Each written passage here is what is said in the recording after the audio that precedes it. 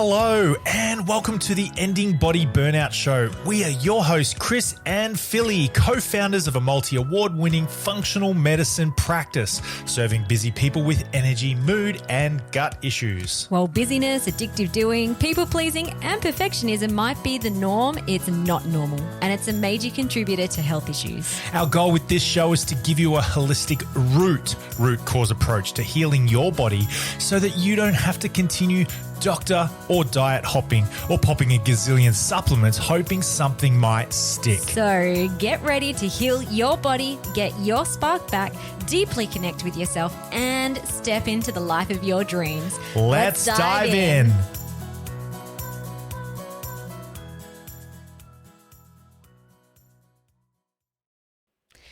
Hello, welcome to the podcast today. Today we have got a really beautiful soul-filling episode.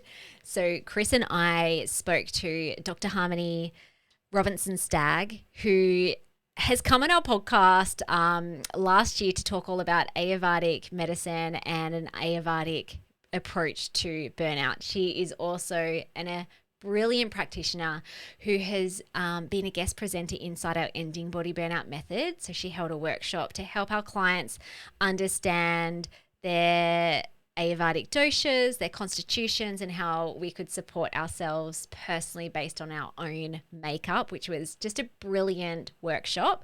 I'm going to link that one in the show notes as well for any clients inside our program who would like to go back to watch that workshop.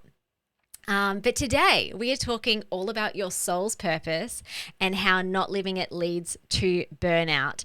And we'll be looking, or Dr. Harmony will talk about Dharma, and which is a bit different to purpose, and the nuance around this word and how we live it, and how it can be a guiding force, and how it can be part of our intuitive decision making, and how it can bring us life and love and expansion and help other people in the world as well.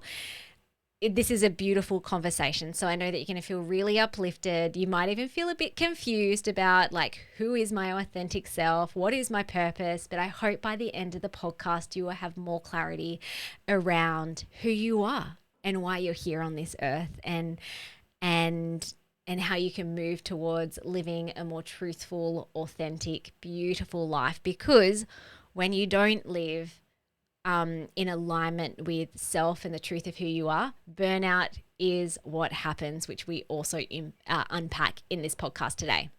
So a bit about Dr. Harmony Robinson-Stagg. She is a leading Ayurveda and women's health practitioner, doctor of Chinese medicine and acupuncture, and a registered nurse. With over 20 years of experience, Harmony masterfully integrates Ayurvedic wisdom, acupuncture, and Western health practices to guide women towards optimal health, hormone balance, and holistic success. Her signature higHERself method combines ancient healing with evidence-based science, making her a trusted mentor and thought leader in both holistic health and wellness entrepreneurship. As the founder and lead educator of the Ayurveda Alchemist Academy, Harmony offers comprehensive training programs including Ayurveda Holistic Health Coaching, Vedic Breathwork Practitioner certification, and Ayurvedic body therapy courses. She equips women with the tools to build thriving, purpose-driven businesses that transforms lives. All right, let's dive into today's conversation. Hello everybody and welcome to the Ending Body Burnout Show. Today, Philly and I have a guest.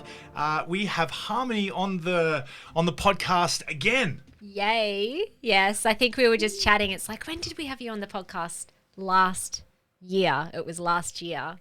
And I will pop in the show notes the original podcast, because in that one you spoke all about your burnout story and how you recovered and what you did to bring healing, and now what you do to help other people. And we also had you in our program a few months ago to talk about doshas, which was so awesome. We had so many clients after that when I was catching up with them for their one-on-one sessions, just having some really big light bulb moments around now I've realized I've been trying to reject what's the soft, The nurturing, kappa. The kappa. the kappa, The, yes. yeah. All my life I've been trying to reject that. And trying to be like this businesswoman and like, do all the things. And it's like, oh, I think that's actually in my natural constitution. And Yeah. like, and so she's actually now, she was really struggling to kind of find like who she was at her core and to really lean into that. So, and there were other stories like that as well. So thank you so much for sharing your wisdom with our people. And we're going to share more today. Yes, I love speaking about, all things Ayurveda, health, wellness. So Yeah. bring it on. Yes. So today we are going to dive into purpose and Dharma, and how you believe that not living it can actually lead to burnout. So I'm really excited about this because I think this is going like a layer deeper underneath the physical, even the emotional, mental, and really deeper into the spiritual realms of ourselves and what our soul craves. Absolutely. Yeah. So, first question. Dharma probably isn't a word that a lot of Western listeners have heard of. Would you be able to just explain what this word means, and how it might be showing up in people's lives or how people can start thinking about it? Yeah. So just to preface Dharma, I think you just made a really important point as from the perspective of health and true health and well-being. I think it really is one of the pillars. So we've got the physical, mental, emotional, spiritual, and dharmic health of an individual. And as you mentioned, as a practitioner, what I'm seeing is Dharma deficit being something that can lead to poor health. And so in the West, when we talk about Dharma, there's a lot of confusion around it because people may have heard it, like it's quite a trendy Sanskrit word spoken in like yoga, and even brands are called Dharma these days. There's different brands and stuff, and it's loosely translated to purpose, or often translated to purpose.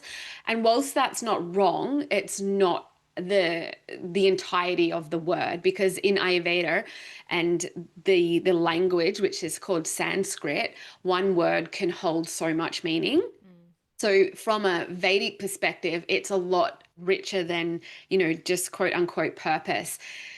The Sanskrit word dharma, it comes from the root dar, which means to uphold, to sustain, or that which holds together. So Dharma is really the force that sustains both the universe and us as individuals. And on a personal level, Dharma is actually living in alignment with your authentic nature. And some people might find that they are living in their authenticity through their business, which they correlate to their purpose. But it's actually expressing the gifts you came here with. It doesn't need to be in a career per se. It's living according to your values, your truth, your unique constitution that you mentioned earlier, rather than conditioning that you've picked up along the way through our society. So it's not necessarily your job title. It's not the title that you carry, like mum, sister, daughter. It's not your income. It is the fullest expression of who you truly are. And I think that's really important because we've confused purpose with achievement. And from a Vedic perspective, your Dharma is actually about alignment. Okay. You mentioned universal. Can you explain that a little bit more? Like I can't remember specifically the line that you used. Yeah, so it is the force. So Dharma is the force that sustains both us as individuals, because within alignment, and also the universe. And so when we use the word Dharma, we talk about our dharmic impact, which directly impacts the whole universe. We talk about our dharmic path. Are we walking in alignment to the path we came here to walk, which is to evolve and to grow? And so if we're looking at the root of the word, which means like to uphold, to sustain, and hold together. It talks about us as individuals, but how we contribute to the whole of humanity, the whole of the universe. Okay, awesome. That's good. I understand. I had a coaching session with a client yesterday, I think it was, and she was kind of stuck on the purpose piece. And I mean, this will be a question for you shortly, but just quickly, just because it aligns with what you were saying, the way that I described it is, well, when you're living authentically, when you know who you are, and you're living in alignment with who you want to be and who you feel that you are, just naturally, inherently, innately, the fact that you are living that way ripples out into the rest of the world. Like, it's going to start impacting your family, your friends, your community, if you have clients or customers, the planet, life, flora and fauna and animals. So I feel like the way that you described the Dharma, like, yes, it's purpose, but it's almost like this rippling out just because of the essence of who you are. Is that? Yeah, Yeah. absolutely. Because it's like, it's your values as well. Yeah. It's your, how I see Dharma, and you playing that out is you fully expressing and living as your higher self. Mm-hmm. And I think that's a really sort of one of the, I guess, hidden epidemics that's affecting modern women is not fully embracing who they truly are, or living in accordance or alignment with their unique gifts that they have, or their values even. Mm. There's going to be a question around, like, how do we actually figure out who we are? Because I know a lot of people that I speak with, like clients, have this question and this stuckness. But before we go there, can you speak into what actually happens if we're not living in alignment with who we are, our values, Dharma, living our purpose? Like, what actually happens physically, mentally, emotionally? And is it connected to, do you see this connected to burnout? 100%. So I was just about to say, as you started asking that question, well, Philly, I think you see a lot of people who are not living in alignment with Dharma, okay? Because you run like the burnout program. And I really think that, you know, burnout, we often think burnout happens because we're doing too much. And sometimes that is absolutely true. But I think a lot of burnout comes from doing too much of what isn't aligned. So living against yourself, ignoring your intuition, suppressing your own needs. And I think a lot of women do this, not putting up those boundaries we need to have in place. And I know you came on my podcast recently, as in today, and I was speaking about myself. Like, you know, you were talking about the limbic system and the trauma response of that. And I was explaining how I was so dysregulated recently. And really, when I look at it, I wasn't putting up boundaries that I needed to put up in place, and I was suppressing my own needs. And so in that moment, for those few days, I was 100% living out of alignment with, like, from my Dharma, even though I was showing up to my work, which I honestly feel is part of my Dharmic path. So I was doing the job, but I wasn't in alignment with my Dharma because a lot of my values had slid down, and that created a feeling and a sense of absolute fatigue and burnout. It's like women who are constantly saying yes when their body is just saying absolutely not. And over time, that creates this enormous internal friction. And as you may describe it now, as the limbic system trauma loop, maybe, where we're using sort of these similar, words, and you're talking sort of like more in this sort of functional medicine scientific point of view, as well as, you know, integrating this Ayurvedic 5,000-year-old system. We're all saying the sort of same thing, and that is that the nervous system doesn't know the difference between running from a tiger and abandoning yourself every single day. Logically, we know it, but not this nervous system. And eventually that stress begins to show up physically. So then what happens is, when we're not living in alignment with our Dharma, we will have this unsettling of the mind. We will then have these physical manifestations, whether that be headaches, sore shoulders, some may hold it in their hips or their calves, digestive issues. All of these physical complaints will also come to the surface. And sometimes we have to ask, well, what's going on deeper than just the physical? And that's when we often discover that there's a misalignment with our Dharma. And I've had a client recently who she came to me for hormonal issues, and I was seeing her over a 3-month period, and she was on like my hormonal protocol that was created for her individual constitution. Because in Ayurveda, we look at the different doshas, and that was the episode we did last time. And so she was doing all of those things, and she was making some great changes in her diet. And there was a few like physical elements that had changed. She lost some weight, her skin cleared up, and she was feeling happier than she was, because she also was feeling really down with her. She was a Kapha constitution, if that means anything to anyone, a bit out of balance. And so she was saying, I'm feeling good. I'm feeling good, but I'm not feeling 100%, and I can't put my finger on it. And it's generally like, when I go to work, even though I have a sit down job, I'm not doing anything, and I'm having coffee, and I'm like eating healthy. So I'm like having coffee for energy, but I'm also eating really healthy. And I'm just feeling really depleted at the end of the day still. And I don't know if it's my hormones, is what she was saying.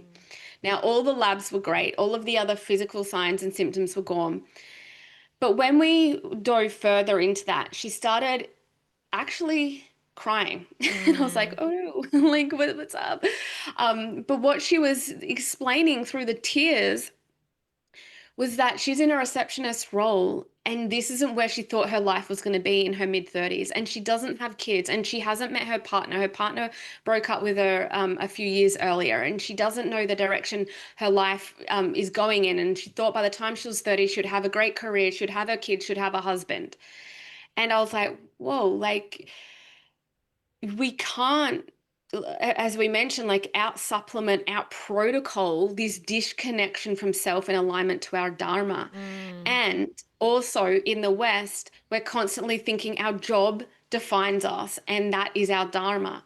But when we started looking at actually what brings her joy, what brings her into alignment, because not everyone can just switch jobs. Like, we can't just say, okay, well, that's not in alignment with your sole purpose, so you better quickly get out of it, because she had bills to pay. She had things to do.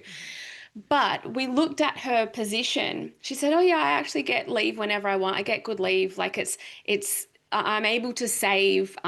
She was also living with her parents at that time. And she goes, I really want to go to Greece. I really love traveling. And we reframed it as, this job is affording you to be able to save, to go and, travel and connect with friends and doing those type of things, which gets you more into that alignment with that joy aspect. And when we can align into those higher feelings and higher frequencies, we can start to see clearly where we are out of alignment with our values. Because sometimes when you're stuck in the fog and you're stuck in like the heaviness, it's hard to see. We don't have that clarity of mind. So again, this story is just to say that while she did all the dietary protocols, the herbal medicines, even the bodyworks therapies and treatments, she did get some improvements. But it wasn't until we actually dove deeper into her Dharma and aligning with herself and showing up as her higher self and what that would look like, did she really start to make a huge transitional change. Yeah. So as you were talking about that, I am reflecting, there were two significant times in the last year that I felt like I was, I don't even want to say out of alignment, but it was almost like something was missing, something that my soul really desired. And last year, after having a lot of stillness with self and really tapping into what does my soul want, what does my heart want, it was more play, more creativity, more travel, that sort of stuff. So it was really interesting because leading up to that, there were a period of maybe like 3 or 4 months of just apathy. I wouldn't say I was depressed, and there was no reason why I felt low. Like, I mean, marriage is good, kids are good, business is good, health is good. But it was just like this low grade apathy. And it was really weird because I'm like, out of all the, I mean, I have had postnatal depression before, but that hasn't been a big chronic symptom of mine. So I was like, oh, this doesn't feel good. And then there were some physical things that started popping up because I wasn't really listening. I was listening enough that I was aware that I was having these emotions, these feelings, that something wasn't quite right, but I couldn't quite figure out what it was. And then when that spoke through, we did a musical production together. We went caravanning for 4 weeks. And also part of that too was putting on our own retreat, which is happening in August. Which was our just sold out retreat. Our sold out retreat, which was so amazing. And before we created the landing page and got clear on like where it was going to be, it was probably about 5 months of working through subconscious blocks around why I shouldn't do it, why it didn't make sense that I should do this thing. But the heart, which I think is like the Dharma that you're talking about, it just kept sending these signals to me. And I'm like, just trust it, because I know that every time I've trusted in the past, only good things have happened. But it really felt like, one, it was filling my creative cup of just like putting on this like beautiful retreat, which is very different to creating something in the online space, which I also love. But I almost felt like I was missing that connection to earth, that real life connection with like a group of people that could come together, and then just the beauty of creating it, and then knowing too that it was going to ripple out beyond me. So beautiful. Exactly. You just came back into alignment with your values, those deep-seated values that your business is based on. But there was another way of expressing it that you really needed to put out there in the world. Amazing. So this is a question then, because I know like when our clients get to the point where it's like, what do you want? Like, let's start dreaming a little. Like, what do you actually want, and who do you want to be, and who are you?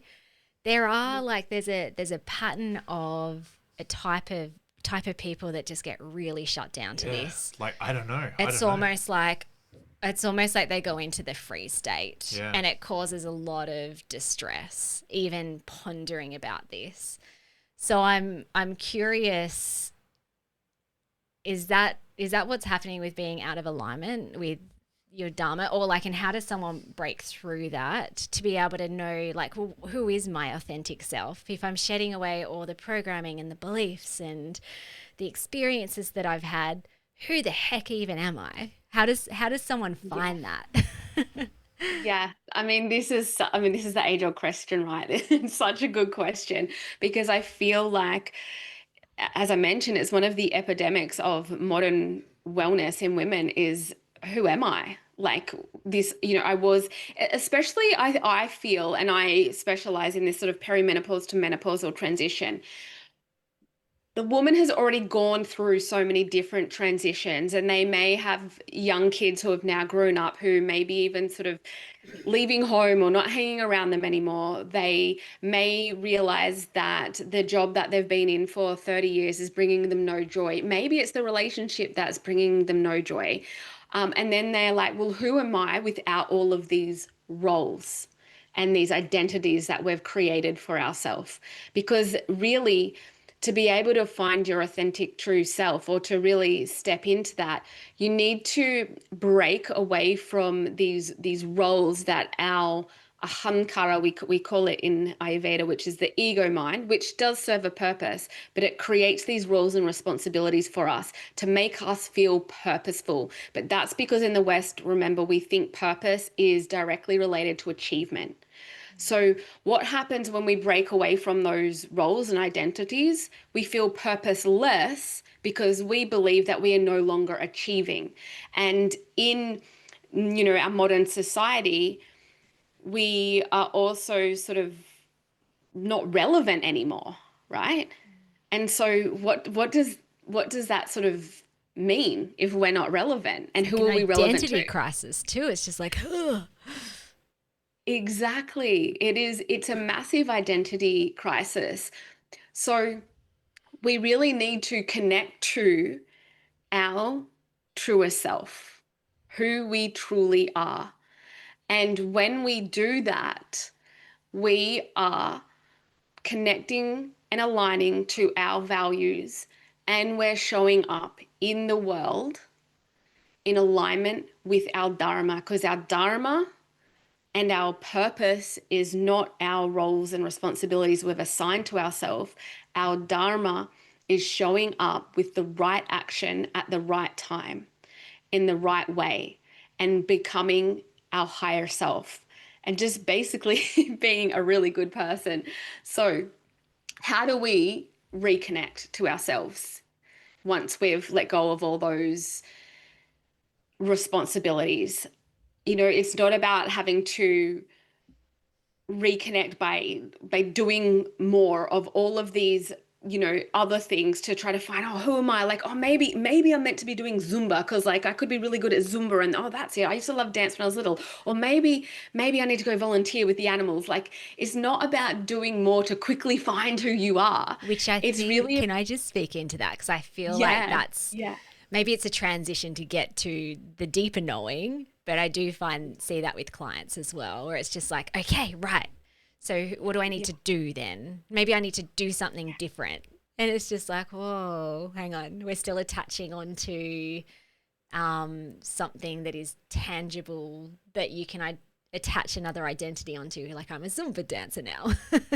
Yeah, exactly. And I mean, and all that can be fun, and that might be part of the Finding process. it, yeah. But first of all, it really comes by becoming quiet, and that can be a really scary place for people. Mm. So, taking time out of your day to become really quiet. You're not listening to a podcast, you're not listening to a meditation, you're just sitting with yourself so that you can hear yourself again, your true self. We have become so used to being overstimulated. We're constantly consuming, we're scrolling, we're listening, comparing, all the things. But somewhere underneath all of that noise, there is this deep knowing, because it's you. And sometimes you've lost that trust within yourself. But your deepest intuition, which you may have dimmed down a little bit to be pleasing other people, has is still there. Okay, so that means that your Dharma never disappeared. It's just maybe over this span of your life has been drowned out. So I really encourage women to become curious again and not ask, oh, what should I do? As like you were just saying, oh, what should I do now? Like, but genuinely, what gives me life? We say the word prana. Prana means life force energy. What gives me life? What is that? Where's that joy? Where does that come from? Where do I feel most myself? And not where do I feel most myself because it pleases other people, but where do I really feel most myself? And then asking the questions about, where am I abandoning myself? Where am I not putting up those boundaries with people? And those questions, asking yourself those good quality questions, can really open up this conversation with yourself to get deeper into understanding and knowing who you are. And so once you've sat in the silence, once you've just sat there absolutely doing nothing but existing, then maybe you can go on to journaling, doing this exercise, even if it's just once a week, making it a ritual. Because when we make it a ritual, it's this really beautiful tapping into this deeper sense of like intuition and into self. And so when we start to ask those questions, we can start to see where our Dharma in this point in time is actually guiding us and how it's guiding us to show up. Because remember, it's not exactly about what you're going to do.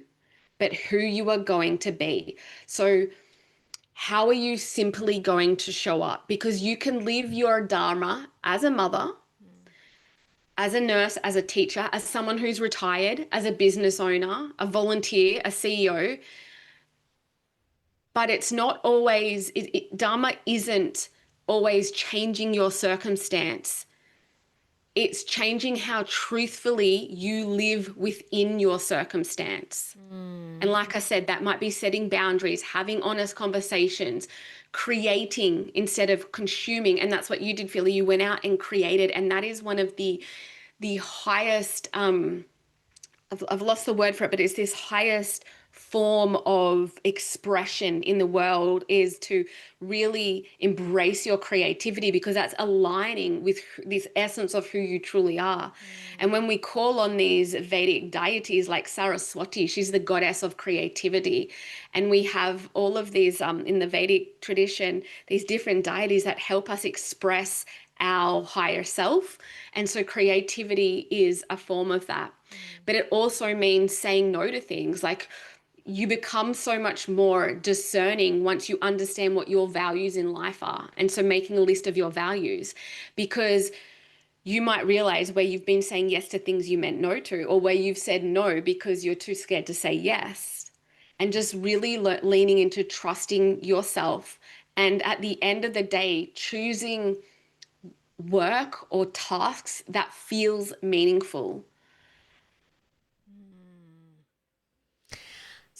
So many things. So many things. That I'm like good things. And I'm feeling it more than thinking it. So would you say Dharma then is the same or similar to intuition? Because when you were talking about that, it's like I know who I am, but I feel it. And it's less like a statement that I could write on my whiteboard. 100%. Dharma is the embodiment of your higher self.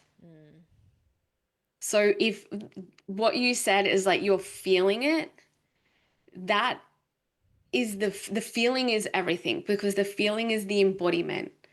And if you can master and capture that feeling, anytime you go into a situation that might feel out of alignment, if you can start to embody that feeling, come back to that place, then the actions you choose to respond to that situation will bring you back into alignment.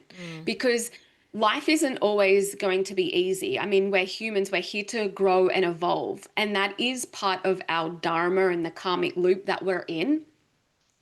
But when we can meet every opportunity, whether that be a conflicting opportunity or not, as an embodied higher self, we're going to make a different choice and reaction and response that will either help us grow, and we'll be really proud of that, or will keep us where we are.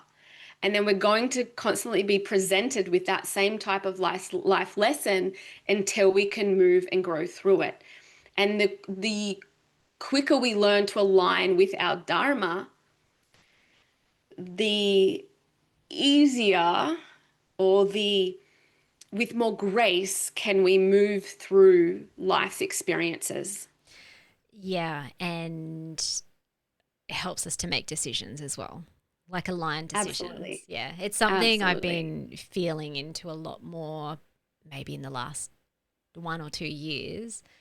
I mean, we briefly talked about it before we pressed record, just around like some business decisions I'm sort of like coming to the end of, and then it's like, oh, and I'm not really sure what it looks like after.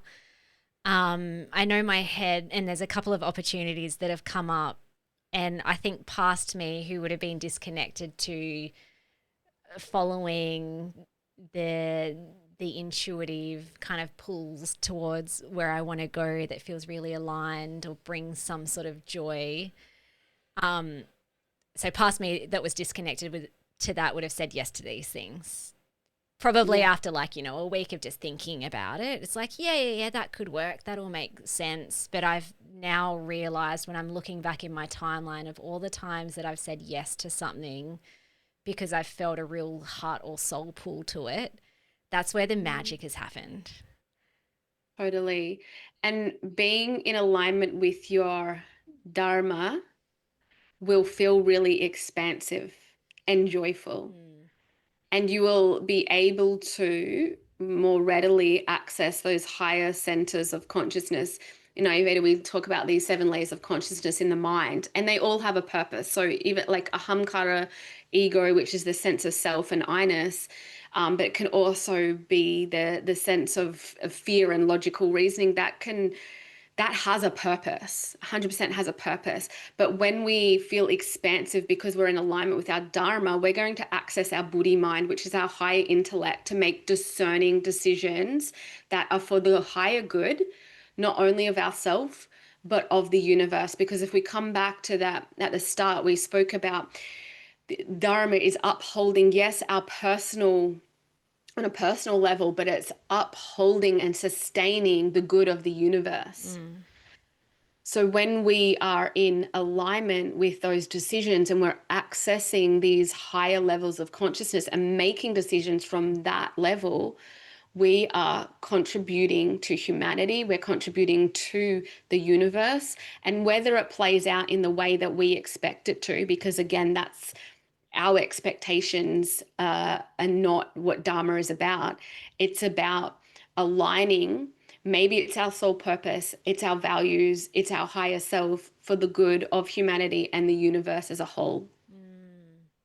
So good. I'm curious, Chris, because Chris, I'd probably say even before I met you and even before you did deeper inner work, you were just really good at shedding old identities and being pulled to like something that you feel really good about or excited about. Like, does any of this resonate? Oh yeah, 100%. And as I'm listening, I've got my own internal way that I've been saying what you're saying. I remember having a real existential crisis, a void of identity type moment of my life where I really attached my sense of worth to what I did and how I performed and what I did. We were just briefly chatting before we press record about how I injured my ankle playing basketball,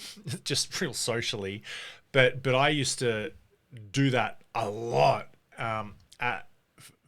for my work. I would hurt myself, I would injure myself, I would push my body to the limit, and it was just kind of collateral damage of myself. And then I got to a point I couldn't do the things anymore that I based my whole sense of identity and self on. And then I remember sitting down one day on the gutter, literally, like I was at a gym in Prahran in Melbourne, or however you say that suburb, and I just started sobbing. I couldn't do it. I couldn't do what I was meant to do. And my friend, my mentor, came up. He's like, "What's going on?" I'm like, "I can't walk. I can't squat." And he's like, "That's awful, man. What are you gonna do?" And he was like laughing at me. I'm like, "I don't know. It's stupid, isn't it? But I feel so emotional." And I had this real void where I'd based myself on what I did, and then I went through a transition of not being so needy and having my needs met externally, and really fearing that I was unworthy and unlovable in regards to, if I couldn't do the thing, then I wasn't worth it. So anyway, that's all my way of saying what you were just saying. And then got to a point where I sorted that nonsense out, rewrote my own rules about myself, and started to really lean into it. It's less about what I do, but more about who I am. And I can do anything now as long as I'm connected with who I am and that sort of thing. Yeah. Like some can I just share some iterations? Like it was like a guitar, and these are still doing things, but you were just being led because like you just found pure joy or interest in them. It's less about like guitar, what I do. Mountain climbing, now an actor, gardening, Yeah. but like we'll go full on. There's a little bit of ADD in there, probably a lot of bit of ADD, and but I can do anything. That sounds funny, but I That can you're do. feeling pulled towards. It's more about how I am rather than what I do, because I can do anything I want, anything that's inspiring. You know, it doesn't matter what I do. How you show up doing the things, any of the things that you want. Yeah. So now I care less about what I do, and I care more about how I am and who I am. Like exactly what you just said there. It's and that takes a lot of pressure and shame off me as well, because for the longest time I tried to force myself to keep doing the things, and that led to burnout over and over again. It led to injuries. It led to breakdown physically, emotionally, relationships, all this sort of stuff. It was a real big issue. So it's less about shaming myself for doing the doings and more about just leaning into being who I am. I think it's such an important lesson that, as humans, we generally learn along the way, and some might learn it earlier than others. You've obviously learned it like earlier than some people. I know even for my husband at the moment, he's a runner, and he had this goal to smash the Gold Coast Marathon that was just on, and he got injured beforehand and pushed through that injury, thought he could just keep pushing and pushing, and he ended up not being able to run at all. And then in that same period, a lot of his work, and he's in the medical field, and a lot of his work, his lists were gone. And so he went into this deep state of depression. And he was saying, like, I was saying all this stuff to him, but you can't hear it from someone you don't want to hear it from. And then we went to Prana Fest, and he picked up this book that was written by two psychologists, and it's explaining exactly what I'm saying about, the Hamkara, the Buddhi mind, the identity, all of those things, but in different terminology. Yeah. And he repeated it back to me. I'm like, yeah, that's what I've been saying. Like, your identity is stuck on these things. And he goes, I know, but I needed to hear it for myself from someone else. And the fact is, I've realized now that I have identified myself so much as a runner and as a doctor. When those two things got taken away from me, I didn't know who I was anymore. Yeah. And I was like, it is such a crisis that so many of us go through. And I think that's where we really have to practice that non-attachment to our roles and find deeper meaning in who we truly are. And that's in how we can show up, whether it's like washing the dishes or doing the most mundane tasks, how we show up as a mother, as a friend. That is what's important. That's what you're remembered by. So your Dharma and your values all show in how you show up, no matter what you're doing. That makes so much sense to me. And like, I get that. But I've said that to some people, and they're like, what do you mean? How can you show, like, what do you mean show up? Do the thing? What and do I'm you like, mean no, be? that's How like, do you do? What do do you need to do to be? Yeah. Okay, so well, how deep do you want to go? So these Vedic, I guess, virtues that we go by, and this, Chris, I think is also a reflection on your story, is the very first one is ahimsa. And ahimsa means non-violence, and obviously non-violence to others, but non-violence to ourselves.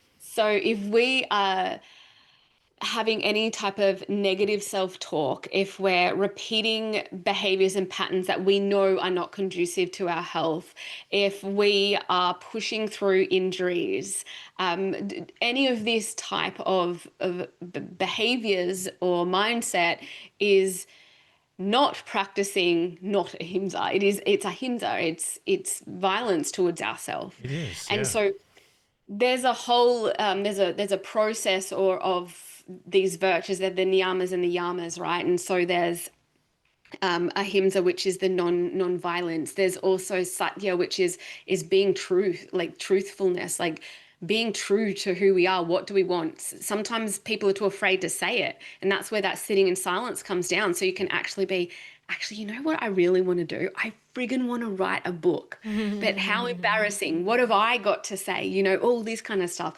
Don't worry about the hows or the whats or other people. Like, what is it? What is your truth?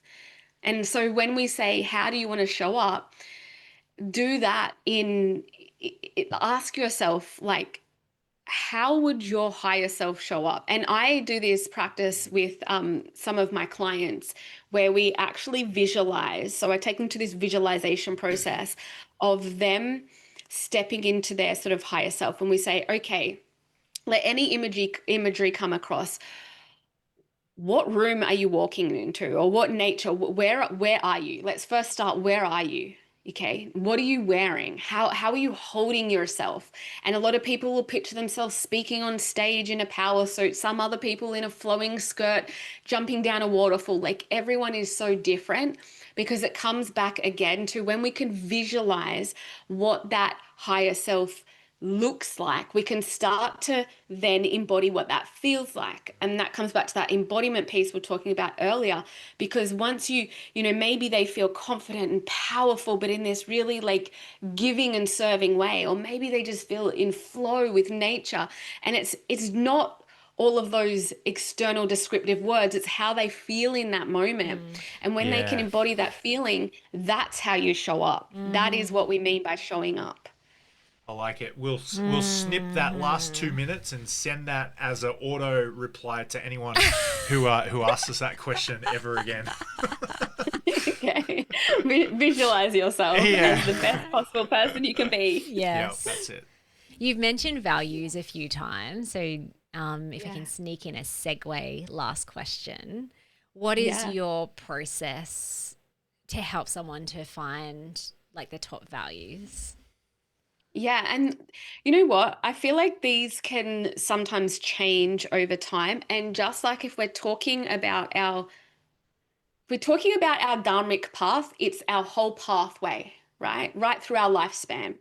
And throughout our lifespan, our dharma, if we're looking at it from like this sort of purpose point of view, changes. Because if we have just given birth to a little baby, our dharma is to show up as the best mother we can be in that moment. If we are creating a business, then our dharma is going to be really directed towards our business. And so the values, they may shift and change along our dharmic path, but you usually have these core values that are with you no matter what. And again, it comes down to asking yourself these really deep questions about your integrity and your ethical standpoint. Because I think a lot of the time when we talk about our values, we can say things that I guess we should say are our values. For instance, a lot of mums who are working in businesses, they will, you know, what are your 3 core values, for instance? And they'll say, oh, family. And yes, whilst that is a value, sometimes deep down, what they're meaning is their value is actually connection. Because sometimes they're saying their value is family, yet they're prioritizing all of their time in their business. They're getting stressed out by their business and then resenting the kids for things that they have to do for their kids and with their kids. So what is it? Is your value actually family? And are you out of alignment with that? Or if you're really honest with yourself, is your value something else? And that is an important aspect of your life, 100%. But that's not the value in the sense of time with family, for instance. It might be quality connection with people, because you can still have the quality connection with your kids or your family members, but not dedicate every minute of your time with them. Whereas someone whose dharma is to become a mom and have these 5 kids and cook for the family and really be of service, and they say my value is family and being of service to my family, I feel like that would be in integrity with how they're showing up. And I know that sounds really harsh. Like I don't know if that came across right, But I get again, it. it's it's about this, yeah, it's this truth, being so honest with ourselves. Yeah.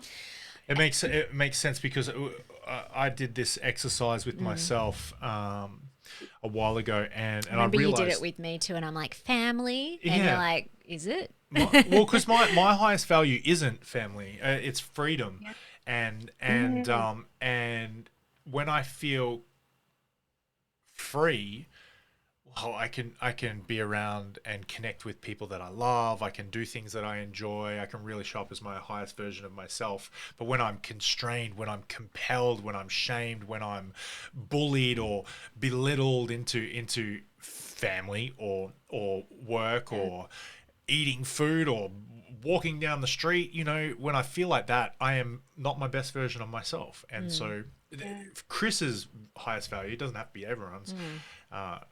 Surely it isn't, but freedom is mine. And I remember talking to some people about that, and they're like, it should be family, it should be this. I'm like, well, you're going against my highest value of freedom, telling me what I Yeah, should do, so exactly. you can go And away. I think it's such a good example. Like you just brought it all into one, like that freedom, because that is one of my values too. And so I totally get it. And that freedom, it does allow you to be able to step into your higher self because you're aligning with your highest values in life.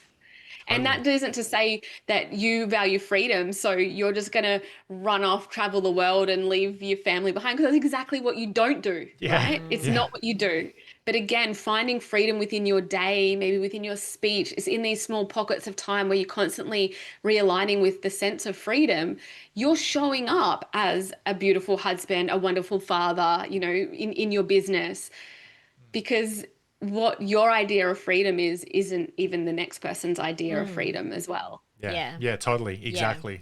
Your example of the mum was a light bulb moment for me in the past too, because I remember like when we had children, I didn't feel super maternal, and I wanted something more than just being a stay-at-home mum and all that sort of stuff. And for a long time I had a lot of guilt around that, because then I would look Yeah. at other people. I've got someone specifically in my mind, beautiful human being, but just like, oh, like she's just the best mother and just so homely and soft, and there was this clash between what I thought I should be and actually who I was. And then when I realized that, and I was able to let that go and just say, oh, well, I don't have to put myself into that box, because I've got a lot of other gifts and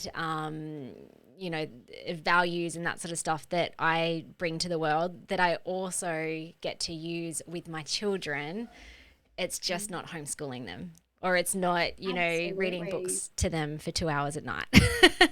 Oh, I hear you. I totally hear you. And Yeah. isn't it beautiful that we all have different dharmas and different ways of expressing our dharmas, I should say, because, at the core of Dharma is alignment that I keep saying, to our truest self, Mm. and that's our higher self. And that higher self is pure and beautiful and amazing and has these special gifts. But the world would be a very boring place if we all had the same gifts and we used them in the same way.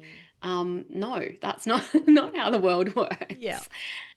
Yeah, I love So that. good. Well, this has been so soul filling. I've had lots of, and again, like I haven't in this conversation, it's been less around like, oh, different thoughts popping up, and it's more the feeling in the body, which is, I think, if we could encapsulate what Dharma is, the way that you described it, it's that deeper knowing of Yeah. self. Yeah. And you'll know when you're on the path because you just, like I said, you just feel connected and expansive, and you feel like you're doing something good, Mm. like for the greater of the world. Like even my mom, which I wrote about in my book, she, growing up, she was an alcoholic, and the person, she was always lost. She always felt lost. She was also adopted, so she had abandonment issues. She started multiple degrees, never finished any of them.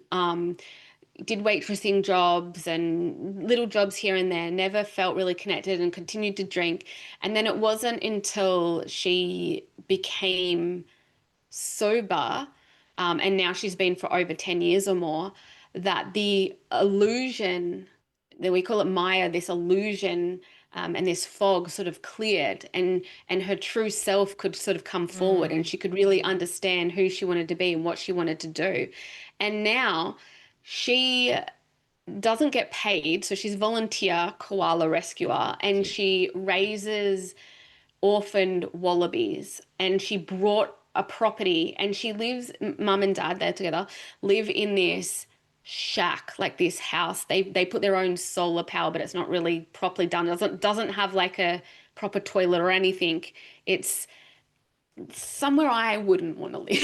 But she's so happy. They love it. She's so happy and she's so grateful. And she's like, I get to live out here and it's a beautiful property and I get to raise wallabies and look after koalas. And I know I'm living my Dharma. And I'm like, love that for you. Not my Dharma. Love that for you.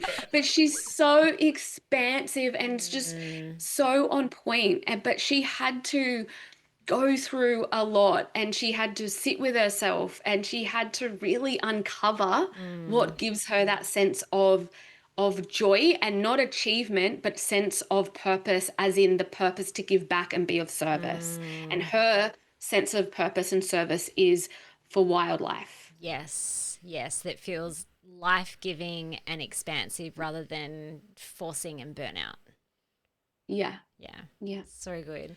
I love it. All right. How can any listeners who want to go deeper into the work that you do, what's the best way that they can find you? Yeah, so harmonyinspiredhealth.com.au, that's my website if you want to book consults or anything. You can also find my book on there. So I would say that would be my first point and call, is grab a copy of my book, Ayurveda and the Alchemy of Her, where I do go through the 3 pillars to step into your higher self, which is health alchemy. So it does look at the physical, spiritual, emotional, mental. But then we go deeper into the second pillar, which is the empowered mind paradigm. So, we can't heal from a disempowered state. And then the third pillar is dharmic impact. And it's really what we spoke about today, about uncovering the truest sense of ourselves so we can show up in this aligned version. Because when we're feeling physically, mentally, emotionally healthy, when our mindset comes from an empowered place, and when we're in an alignment with our Dharma, it's inevitable that we will show up as our higher self. And I do have a podcast, Harmony Inspired Health podcast, which Philly has also featured on twice now. So you can go and check out her episodes there as well. Awesome. Thank you so much. Thank you. It's been a pleasure. All right. We'll catch you guys later. And thanks again, Harmony, for coming on. Thank you. See ya. Bye. Thank you so much for listening. We so appreciate you. If you'd like to give us extra smiles, drop us a review and spread the love by sharing this episode. You can also rate your own state of burnout and the root cause contributors by taking our Ending Body Burnout Assessment on our website. And if you're interested in learning about our group or one-on-one Ending Body Burnout programs, shoot us a DM via Instagram or Facebook. Have the best day ever.